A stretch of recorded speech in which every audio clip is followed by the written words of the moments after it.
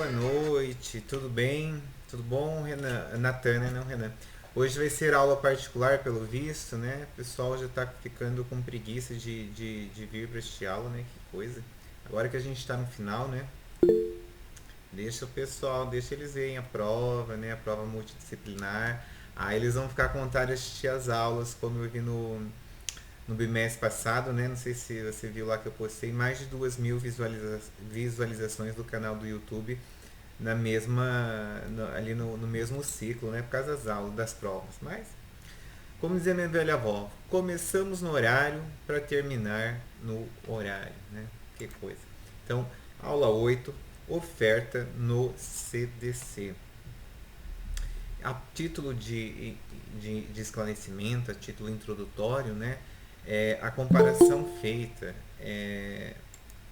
entre a oferta que ocorre lá no Código de Defesa do Consumidor e a proposta que ocorre aqui no Código Civil faz-se necessária. Então, lá no Código Civil existe uma obrigatoriedade para a questão da oferta, aqui no Código de Defesa do Consumidor é um pouco diferente. Então, eu trouxe aqui para vocês essa questão. Então, não há que se confundir. Boa noite, Luana, tudo bom? Não há que se confundir um instituto com o outro, por quê? A vinculação do fornecedor presente na oferta regulamentada pelo Código de Defesa do Consumidor não existe no Código Civil. Então, essa vinculação em que o fornecedor vai ter que cumprir a oferta, ela é do Código de Defesa do Consumidor. No Código Civil a gente não tem essa possibilidade. A segunda diferença seria que a impossibilidade de revogação das ofertas. Lá no Código Civil, se fosse por assim pensar, você poderia revogar a oferta. Aqui no Código de Defesa do Consumidor não é possível fazer a revogação de ofertas. Então você vai dizer, mas então se o fornecedor publicou, ele vai ter que cumprir? Em tese, sim. Depois eu vou explicar para vocês quais são as únicas possibilidades que ele poderia deixar aí de cumprir uma oferta. E o item 3, que o público-alvo, aquilo que a gente quer proteger, seria o real ali, o consumidor, de acordo com o artigo 2º. Até aqui é só uma diferenciação entre Código Civil e Código de Defesa do Consumidor, não há com que vocês se preocuparem. Eu venho aqui e coloco uma charge para vocês, sem questão de ideologia partidária, eu não sou filiado a nenhum partido, para mim tanto faz, né, qual partido que é, qual partido que não é, eu analiso ali quais são as condições do presidente, do governador, do prefeito, dos vereadores. Para mim eu não quero saber se é PT, se é PSTU, se é PDT, eu não tem ideologia partidária, então eu explico isso, porque senão você vai falar assim, mas você colocou um slide aí que tem ideologia de partido, né? Não tem nada a ver. Então, ali, ó, dizendo, eu consertei o país. E o eleitor ali ligando, alô Procon, né? Como é que consertou o país? Acho que não era possível. Essa outra charge também é bem interessante, entendeu? Um comprou o carro do outro e está ligando para reclamar, né? Aí, o carro que você me vendeu não anda. Aí ele respondeu, foi o que eu disse, carro de garagem. Então, nós uma charge envolvendo oferta, né? Esse aí também, isso aqui a gente já até passa no nosso cotidiano, né? O doutor pode me atender agora? Daí a secretária vira e pergunta, depende, é convênio ou particular, né? Isso acontece com bastante frequência. Então, na verdade, a nossa conversa hoje começa no artigo 30, que vai estar dizendo assim, toda informação ou publicidade suficientemente precisa. Então você tem que entender aquilo que o fornecedor está tentando transparecer por ali. Veiculada por qualquer forma ou por qualquer meio de comunicação. Então pode ser por WhatsApp, por Facebook, por Instagram, por e-mail. Com relação a produtos ou serviços oferecidos ou apresentados, olha, eu coloquei em vermelho, obriga o fornecedor que a fizer veicular ou dela se utilizar, e ainda grifei agora em pretinho, ó, e integra o contrato que vier a ser celebrado. Então, toda oferta que seja ali apresentada ao consumidor, num contrato futuro, se você vier efetivar a compra, aquela promessa, aquele valor vai ter que constar do contrato futuro. Então, qual seria um conceito aqui de oferta para que a gente possa estar aqui começando a desenvolver o raciocínio, né? Oferta é sinônimo de marketing, né? Significa que todos os métodos e técnicas e instrumentos que aproximam o consumidor dos produtos e dos serviços colocados à sua disposição no mercado pelos fornecedores. Então, oferta seria todas aquelas condições de marketing, de oferecimento para atrair cliente. Eu quero colocar o cliente perto do produto ou perto da prestação de serviço para ele fazer o quê? Ele realizar a compra. Até aqui é bem fácil, bem tranquilo, nada de complicado até o presente momento.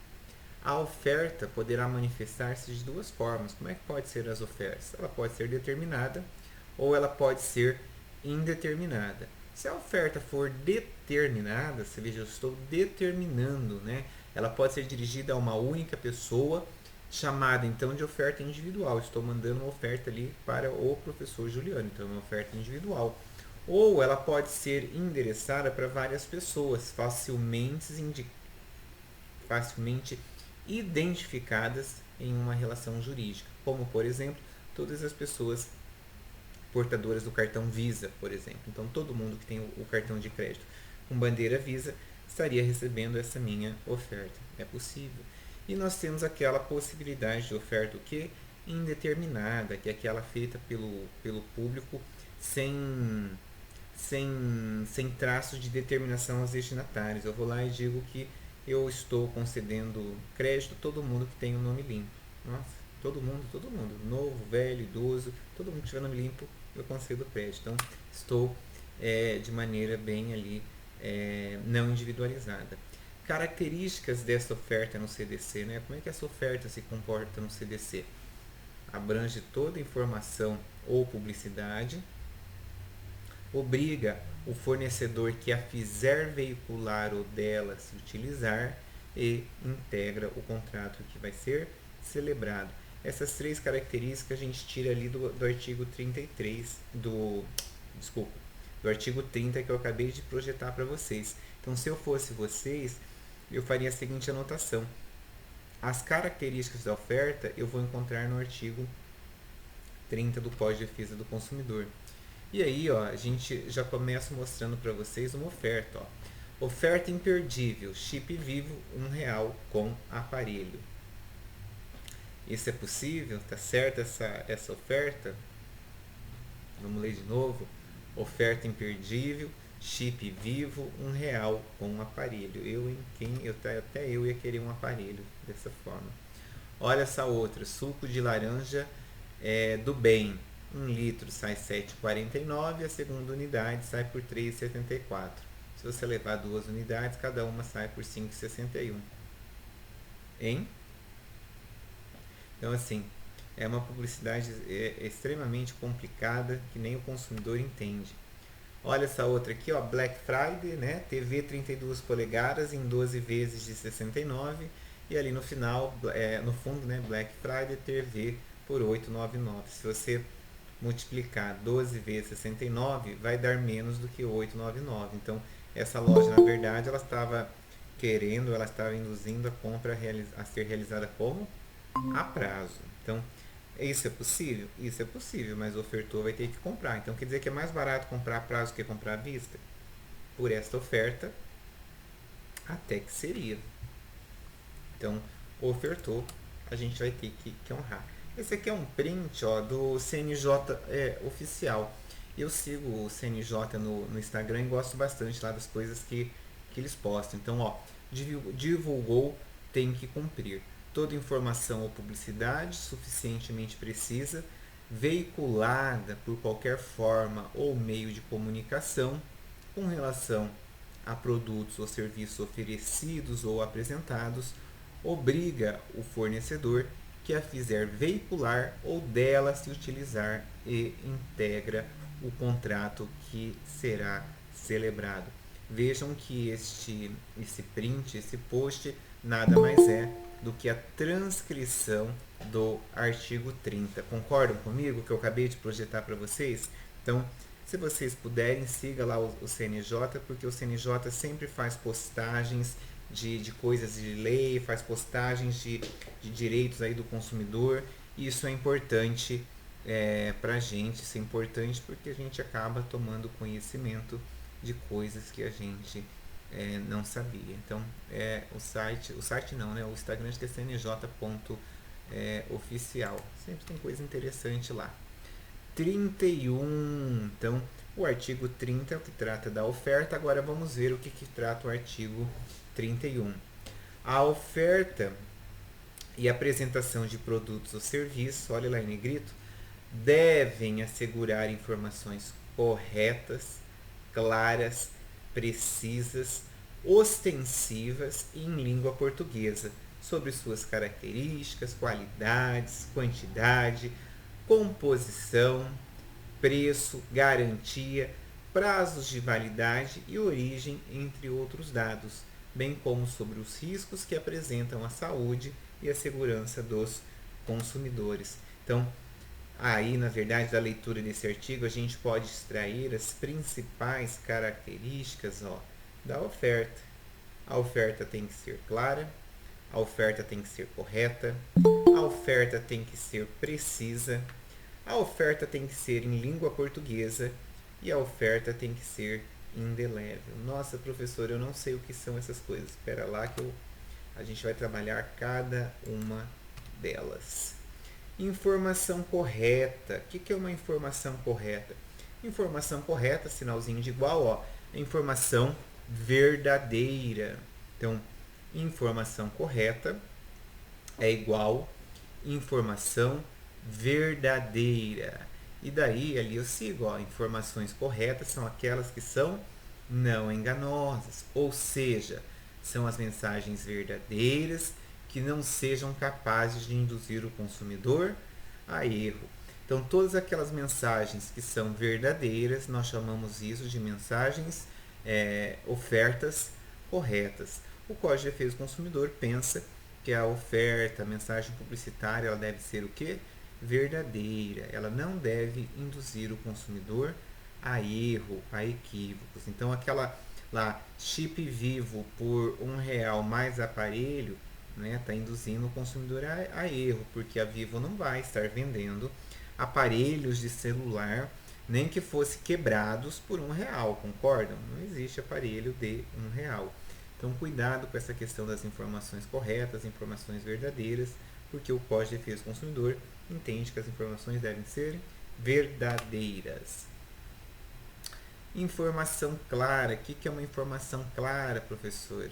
Informação clara é aquela que é entendida de imediato e com facilidade. É aquela informação que eu bato o olho nela e eu sei do que está se tratando, né? Por informações precisas, devemos entender a informação como exata, pontualmente ligada ao produto ou aos serviços que se refere. Então, informação clara é aquela informação que com muita facilidade você faz o quê? Você entende o que está dizendo. Isso é informação clara. Nas vitrines de um shopping, por exemplo, é muito comum que o preço não esteja afixado na peça de roupa, aquelas que estão na vitrine, concordam? Mas sim numa legenda cheia de informações. Essa prática, acho que eu trouxe foto, essa prática está correta? Essa aí, a tabelinha, depois tem outra foto, essa aqui na verdade, Olha só, já viram? Né? Isso aqui parece uma loja de roupas de mulher, né? Tem só manequins femininas, mas deixa eu voltar um slide porque a minha pergunta era se essa prática de colocar os preços em tabela, se isso era correto. Então, está correto sim, desde que cada preço fique colado abaixo da peça, né, identificando certinho o produto. Aqui em Maringá tem uma joalheria ali no Maringá Park, né, que todas as vezes que eu vou ali, ela fica bem na descida ali da escada rolante. Eu paro na vitrine, às vezes várias vezes aconteceu de eu me confundir, porque as peças lá estão indicadas com um número e aparece assim, 10 vezes de, sei lá, de 59, 10 vezes de 500 e pouco. Então, quando eu não enxergo direito 10 vezes, eu penso, nossa, 500 e poucos reais numa joia, olha, daí você vai ver direito, não é 500 e pouco, na verdade é 5 mil e poucos reais. Então, eles não estão fazendo nada errado, eles estão divulgando o preço lá dos produtos dele por meio de uma tabela. Não está errado, mas a tabela tem que ter lá o número que identifica certinho o produto, para que não haja confusão aí por sua parte como consumidor. Então, aqui eu estou voltando o slide da vitrine, né? As moças sempre falam, nossa, que vitrine bonita. Realmente dá uma acho que as cores aí estão bonitas, né? As cores da loja, né? Dá uma impressão boa aí de lugar organizado, né? Mas parece uma loja de roupas femininas apenas, não sei, é a impressão que eu estou tendo. Essa outra, né? Olha que vitrine poluída, promoção, R$ 40, como diz minha mãe, é quarentão, é trintão, olha lá. Aí como é que fala 25? Não dá, né? Fica feio. Tô brincando. Então, isso aí a gente está falando de informação clara. E agora informação ostensiva? O que é informação ostensiva? Olha lá, tem um sinalzinho de igual. Informação ostensiva é igual a informação de fácil percepção. A informação ostensiva é aquela que facilmente captada, percebida e identificada pelo consumidor. Um grande problema enfrentado pelos tribunais é a afixação de preços com a utilização de códigos de barras. É possível ou é proibido, caros alunos, colocar o preço dos produtos por meio de código de barras? É permitido ou é possível? Ou é proibido ou é permitido? Vocês nunca viram? O Angelone faz bastante, Cidade Canção também faz. Quem mais que faz? Quem mais que faz? Achei que tivesse colocado exemplo, não coloquei. Eu te explico. Tem uma lei específica que regula essa questão do código de barras. É possível colocar sim os preços por código de barras, mas se você for fazer dessa forma, salvo engano, você tem que ter um leitor a cada 5 metros. E tem que ter uma placa em cima desse leitor identificando que ali é o local para você fazer a consulta do preço. Então, por essa lei, vocês imaginem por que os mercados, por que as lojas que quem não colocam todos os preços por código de barra. Primeiro, porque ela vai ter que ter um gasto enorme com leitores, concorda? Se a lei determina que tem que ter um leitor a cada 5 metros, vocês imaginem dentro ali do Angelone quantos leitores teriam que ter. Então seria bem complicado. O professor, eles tinham mesmo, mas eles retiraram, né? Eu Retiraram, lembro. retiraram por esse motivo, porque se você não estiver cumprindo a legislação, você pode ser multado.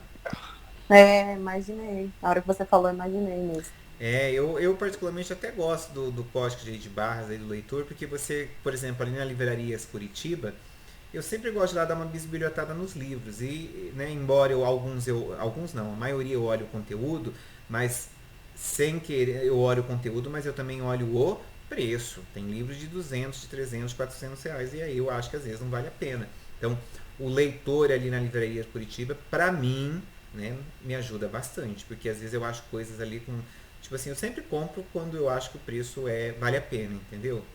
Então, eu acho interessante. Agora, podem ver que lá o preço, né, muitos estão nos produtos. Então, se você pegar lá onde tem, que eu estou dizendo que é a parte da prateleira jurídica, ali deve ter 5 metros para um lado e 5 metros para o outro. Por isso que só tem um único leitor. Agora, os outros produtos da loja, não sei se vocês já viram, eles colocam uma etiquetinha desse tamanho e colocam o preço. Está certo.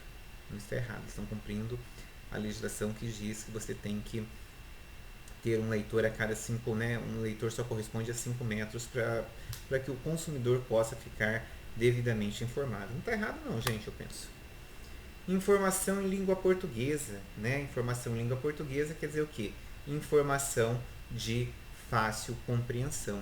E aqui eu vou estar falando, aqui, ó, em alguns casos, o significado da palavra ou da expressão utilizada em língua estrangeira tem tanto conhecimento popular que tem sido tolerado o seu uso, mesmo que o fornecedor não traduza o seu significado para o português. Sério mesmo, prof? Sério, quer ver? Ó?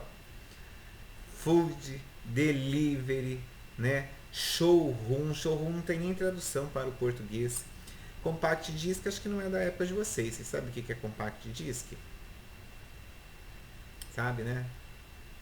Vamos falar, é o Walkman que a gente não sabe. Então, esse aí também, gente. Todas essas são expressões estrangeiras e que se tornaram tão difundidas aqui no Brasil que às vezes não precisa nem mais traduzir. A população já entende quando você fala, eu quero comer um delivery, vou pedir um delivery, né?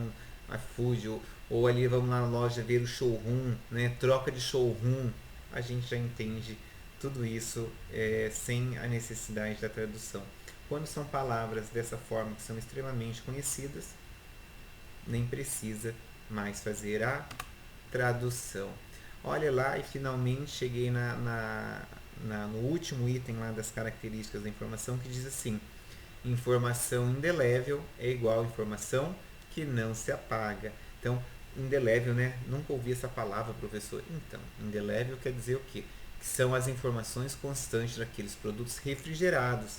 Elas devem ser gravadas no rótulo ou no próprio produto de forma indelével. Que indelével quer dizer que não se apaga.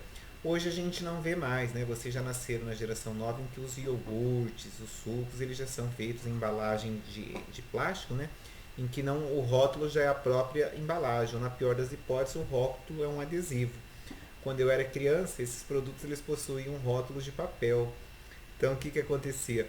Quando você gelava, pega lá um refrigerante, né? A antiga tubaína, né? Quando você gelava a tubaína, o que acontecia com ela? Né? Quando você tirava da geladeira, o rótulo saía. Aí você não sabia mais se era uma tubaína ou se era uma cerveja, né? Então, podem ver que hoje os rótulos são bem mais firmes, né?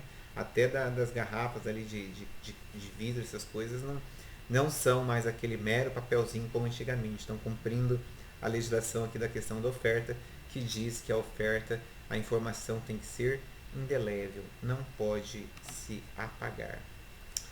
Oferta de peças de reposição, né? Alguém já ouviu falar disso? Que tem que ter peças de reposição dos produtos? Olha o que a lei fala. Artigo 32. Os fabricantes e importadores deverão assegurar oferta de componentes e peças de reposição enquanto não cessar a fabricação ou a importação do produto.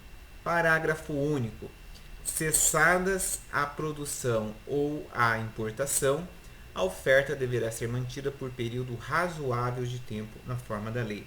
Pergunta: quanto é esse tempo razoável na forma da lei?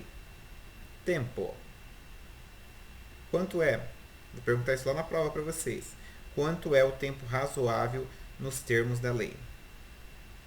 Boa pergunta, hein, professor? Mas tem uns carros aí que a gente Boa que ainda pergunta. que ainda tá fabricando e não acha peça. Dá uma raiva, né? Nossa, quer ver que eu vou mostrar? Deixa eu ver se é a próxima slide, quer ver? Olha, quase um meme isso, mas essa foto é antiga. Eu acho que hoje a Hyundai não tem mais esse problema, principalmente com a Ah, HB20. tem, professor. Tem? Tem.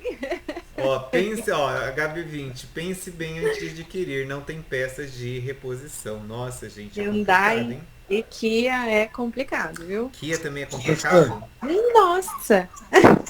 Olha, Eu fiquei com o carro, acho que 3 meses quase na oficina, porque não achava uma peça. sério? Um Nossa. absurdo, né? Um absurdo. Eu vou dizer uma coisa pra vocês. Eu acho que todo mundo passa na vida aquilo que já tem que passar. Eu já tive, né, tanto problema com carro no passado, carro velho, carro que quebrava, que olha, acho que agora Deus já falou assim pra mim: olha, agora você pode ficar em outro patamar que você não precisa mais passar por isso. Eu tenho um verdadeiro pavor de pensar no carro quebrando. Por isso que eu tô falando, não é que nunca tenha quebrado, não. Ixi, eu tive carro velho, ter que empurrar, de tudo que é coisa, igual todo mundo. Mas hoje ainda eu ainda faço opção, como quer dizer, né, agora já trabalhamos bastante na vida, agora eu faço a opção de não ficar com o carro muito tempo. Eu fico lá 1 ano, 2 anos com o carro e troco ele, porque eu não gosto de ter a sensação de que o carro pode quebrar na minha mão. Então eu não passei ainda por essa questão de falta aí de peças de reposição, qualquer coisa nesse sentido. Mas deixa eu voltar ao slide, que eu aqui estava fazendo uma pergunta. Por quanto tempo tem que ser mantido essas peças de reposição, que aqui está falando os termos da lei, e a lei não fala nada? Ô, professor, Oi? eu já ouvi falar, não sei se é verdade, que quando o carro sai de linha, tipo, a montadora tem 10 anos para ter que fabricar, tipo, Vectra, esses carros que saiu de linha aí, Golf, até 10 anos ela é obrigada a fabricar peças de reposição. Na É verdade verdade, ou não? na verdade, não é bem 10 anos. Lembra da história do vício oculto e da vida útil do produto? Então, Sim. o prazo que o fabricante tem que manter ali peças de reposição, no caso, como você está dizendo, de produto que saiu de linha, né? Ou você pega esses importados, né? Tem um monte de carro, tem até caminhão importado. Quanto tempo ele tem Uhum. que manter peças de reposição depois que cessar a importação? A vida útil do produto. Então, entende-se mais ou menos, né? Que um carro tem que ter pelo menos 10 anos de vida útil. Mas esses valores, esses tempos, eles podem ser alterados conforme a sociedade vai mudando. Como eu disse lá quando eu dei aula. Se você pegar uma geladeira lá na época da minha mãe, que eu era criança, ela durava quanto? 20, 25 anos. Hoje uma geladeira ela nem é construída para durar mais 25 anos, né? Então, você pega lá minha avó que ainda é viva, ela ainda tem uma máquina de lavar roupa que tem mais de 30 anos lá, entendeu? Que ela morre de ciúme.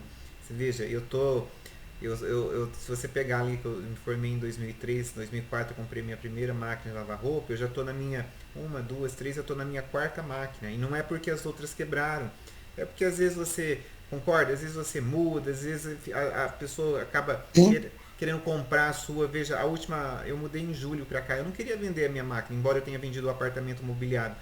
A máquina eu ia trazer, quando eu estava de mudança, a pessoa que comprou falou, não, eu não quero que você tire a máquina. Eu falei, não, mas a máquina não quero vender.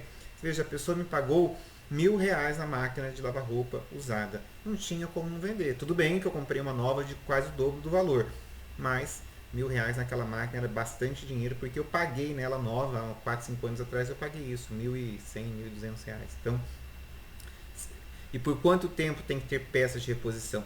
Vida útil do produto. Então, isso aqui seria uma discussão para os tribunais, mas eu já estou explicando para vocês quanto tempo tem que ter. Essas questões de carro, caminhão, dá bastante briga, né? Porque a pessoa, depois que ela comprou ali um carro, um caminhão, sei lá, importado, ou até de uma marca nacional mesmo que não tenha muita saída, é difícil achar peça assim. Eu já ouvi falar e acho que não deve ser fácil essa questão. O fornecedor pode vender por telefone, então a empresa pode ligar para você e oferecer produtos. Copiei aqui o print aqui da Nest, da Claro, que diz que está atualizando os telefones dos clientes. E daí a gente vai chegar no artigo 33, que diz o seguinte: em caso de oferta ou venda pelo telefone, aí tem mais um ou reembolso postal. Vocês sabem o que é reembolso postal? Não é da época de vocês, né? Não é nem da minha. É mais para trás. Reembolso postal, a pessoa comprava lá o produto pelo folhetinho, não existia internet nessa época. E daí para poder retirar o produto no correio, a pessoa tinha que pagar lá para retirar. Se ela não pagasse, ela não retirava. Por isso chamava reembolso postal. Deve constar o nome do fabricante, o endereço da embalagem, publicidade e todos os impressos utilizados na transação comercial.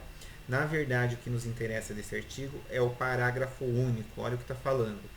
É proibida a publicidade de bens e serviços por telefone quando a chamada for onerosa ao consumidor que a origina. Você deve estar pensando, nossa senhora, tá doido, professor, quem que vai ligar para mim e vai pôr a conta para eu pagar? Hoje em dia as ligações estão bem baratas, né? Não são mais tarifadas como há 30 anos atrás, quando o código foi idealizado, gente. Há 30 anos atrás as ligações eram cobradas uma a uma. Eu me lembro que o escritório de advocacia que eu fiz estágio, quando chegava a conta, uma das funções do estagiário, que no caso era eu, tinha que fazer, era conferir a conta de telefone. Tinha que pegar número por número, veja, imagine que raiva que eu tinha, 10 páginas, número por número, tinha que perguntar para lá para os advogados de quem era o quê. E o número que a gente não soubesse de quem era, o que a gente fazia? Anotava na frente que não sabia, depois que passasse a lista em todas as mesas, ninguém sabia, a gente ligava para o número. E depois a gente descobria de quem era o número e cobrava o valor da ligação desse mês e da próxima, né, para a pessoa que era dono. Olha como é que o mundo mudou. Então esse artigo, ele vem lá de 1990, né, 11 de setembro, quando o código foi promulgado. Hoje parece engraçado você pensar em chamada sendo cobrada do consumidor. Mas a gente tem lá o 0300, não temos? Que também é cobrado sim. Representante comercial. O que será que nós vamos falar do representante comercial? Vincula o fornecedor, então aquilo que o representante comercial promete, vincula o fornecedor. Então eu tenho lá uma empresa e contratei um representante comercial para vender o meu produto. Ele vai por aí e promete um monte de coisa. Eu que sou o fabricante, que não prometi nada, eu estou vinculado às promessas dele? Sim ou não? Não, né? Mas nós estamos falando de CDC. Olha o que fala o artigo 34. O fornecedor de produto ou serviço é solidariamente... O que é solidário mesmo que eu disse para vocês? Quando você quer desejar o mal para alguém dentro do direito, não é só do direito consumidor, dentro de todo o ramo dos direitos, você fala o quê? Eu quero que você seja solidário a mim. Solidariedade é chamar para pagar conta, gente. É a pior coisa do mundo. Então, o fornecedor de produto ou serviço é solidário, solidariamente responsável pelos atos de seus prepostos ou representantes autônomos. Então, se prometeu, ainda que você nem tivesse sabendo qual é a promessa que o cara fez, você vai ter que cumprir. Prometeu, vai ter que cumprir. Olha que coisa séria. Ainda bem que não é todo mundo que sabe disso, né, professor? Mas vocês lembram de um gráfico que eu mostrei, acho que faz umas 2 aulas, que mais de 70% da população não sabe quais são os seus direitos do consumidor? Por causa disso. Então, todas as vezes que eu vou comprar alguma coisa, que o vendedor começa com muita história, que eu já sei que é mentira, o que eu faço? Falar, você pode escrever para mim? Né? Então, se você for bem esperto, você consegue fazer prova daquilo que ele está te prometendo. E vou te dizer uma coisa. Não é uma, nem duas, nem 3 ações que aparecem lá, clientes no escritório, de promessas feitas por vendedor de imóvel, vendedor de carro, vendedor de eletrodoméstico, que depois, na hora que vai ver, não é nada daquilo que prometeu. Eu mesmo já tive problema particular com coisas desse gênero, né, que a pessoa promete, né, porque depois a gente faz a recompra do seu carro, sei. Então escreve aqui para mim, põe num contrato aqui, né, você vê se eles colocam. Não colocam. Por quê?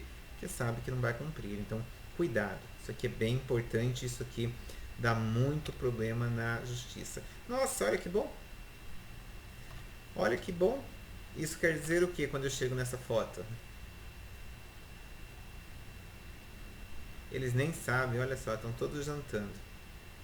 Mas já? Não falamos muita... É porque essa parte da oferta, essa aula é menor mesmo. Agora que eu estou lembrando, sabe por quê? Porque essa parte da oferta eu não posso juntar com a próxima aula, que é a aula de publicidade, ó. Ah, não, pera lá, é verdade. Estou esquecendo de uma coisa que eu não pus nesse slide, está faltando. O artigo 35. Nossa, fiz essa gafe em todas as aulas e não arrumei o slide. Artigo 35 do Código de Defesa do Consumidor.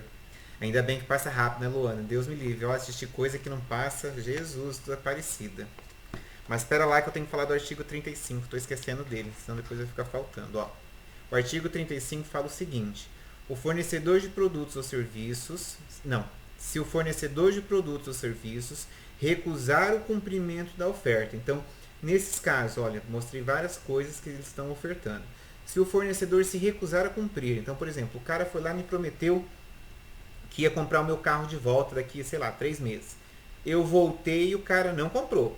E eu tenho prova que ele prometeu que ia comprar meu carro. O que eu posso pedir? É o artigo 35 que vai trazer as minhas opções. Inciso 1. Eu posso exigir o cumprimento forçado da obrigação nos termos da oferta, apresentação ou publicidade, que normalmente é aquilo que eu recomendo. Por que é aquilo que eu recomendo? Quando você vai pedir o cumprimento forçado daquilo que o cara prometeu, você pede para o juiz arbitrar o quê? Uma multa pelo descumprimento. Entende? A multa diária de R$100 se você não comprar o carro, se você não entregar o produto, se você não cumprir o preço, se você não me apresentar peça de reposição. Então, sempre eu recomendo, eu oriento os clientes, né, os alunos, a partirem aqui pela questão do cumprimento forçado da obrigação. Mas não é só esse o direito. Ó, tem o inciso 2. Você pode aceitar outro produto, prestação de serviço equivalente. Então, se você não quiser pedir o cumprimento forçado, você pode pedir outro produto igual ou outra prestação de serviço igual. É o que mais acontece. E ainda tem a terceira possibilidade, que seria o quê? A rescisão do contrato, né? Com direito à restituição do valor que você pagou, devidamente atualizado, e ainda a possibilidade de você entrar na justiça pedindo perdas e danos. Então, quando uma coisa, um produto ou um serviço lhe é oferecido e o fornecedor não cumpre a oferta, o que você pode exigir? 1. O cumprimento forçado da obrigação 2, não, eu não quero cumprimento forçado da obrigação, eu quero outro produto ou outro serviço.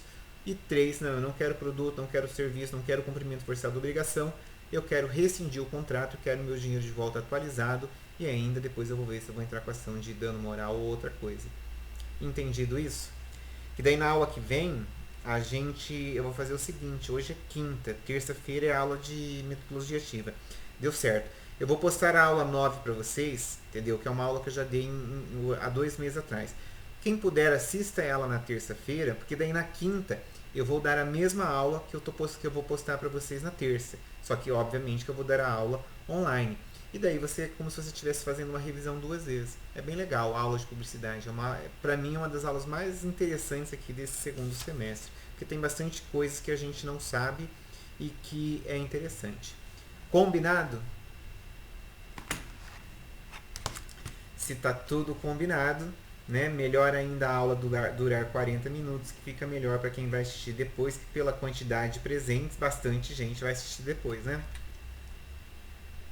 Então, bom final de semana, bom feriado, assistam se puderem lá o que eu vou postar agora, eu acho, vou liberar o link para vocês, é uma aula de 2 meses atrás, mas na quinta eu dou a mesma aula, né, na verdade atualizada, que para vocês poderem fixar melhor o conteúdo.